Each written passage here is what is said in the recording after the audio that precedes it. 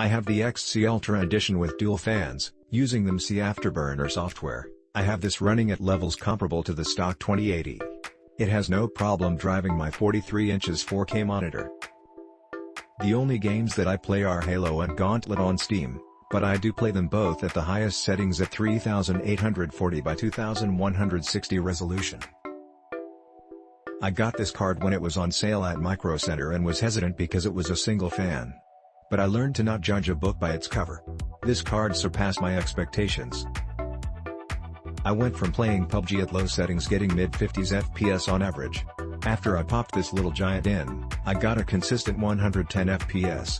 But my old CPU was bottlenecking and wasn't allowing the GPU to stretch its legs. Once I upgraded my CPU to a Ryzen 5 2600X with some 3200 mHz RAM, now I get a consistent 140 to 150 FPS, with some drops here and there depending on the situation. You won't be disappointed with this card. The only con I have is that it doesn't look very good in a mid-sized case. That might be a deal breaker for some, but hey, to each their own. Purchased this as an upgrade to my GTX 1070 as my wife wanted to play games as well. It works pretty smoothly and is more powerful than my 1070. I will say that the temperatures are much better on the 2060 compared to the 1070 as it ran a bit warmer. The only thing I wish is that it had the RGB.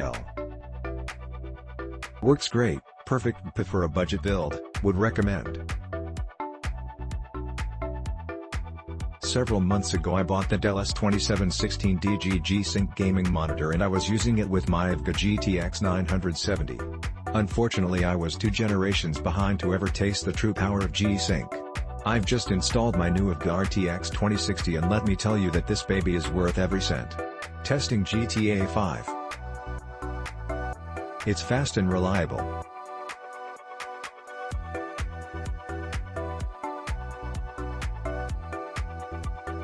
Upgraded from a GTX 750Ti, so it's an unfair comparison.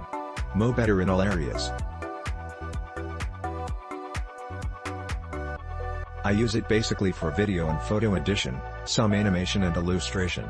I used for 5 years a EVGA GeForce GTX 760SC and it goes very well, but for 2K and 4K projects, the GPU work good but not at the full HD or less resolution projects performance. With the RTX 2060 XC Ultra Gaming, the working flow goes so much better and the render times are really fast. For example, I have a 1-hour 02M and 15s video project, with many effects, videos with different resolutions and formats, and After Effects projects in a timeline. With the GTX 760, the final render time was in 30 to 35 minutes, but with the RTX 2060 XCU, the render time was little less than 7 minutes, 6:42. I don't want to think what could be happen with the RTX 2070, 2080, 2080 Ti or the Titan. For gaming, at this moment, I haven't made any test, but I know, based on YouTubers' reviews, it is great for 1080 and 2K resolution, but for 4K depend on the game you want to play. Detail, in my case, I have to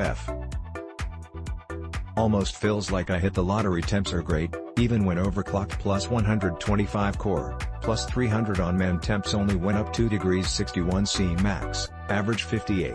I do have 5 case fans though, and the card is super quiet. Wow. Cons. The card is ugly and 3/4 of no backplate.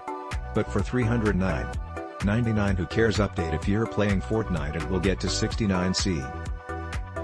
I bought this card to upgrade a second gaming PC in the house, that had a GTX 780. We couldn't play RDR2 or COD MW with that card, so we upgraded to this RTX 2060 KO Ultra. Click link in description for more reviews.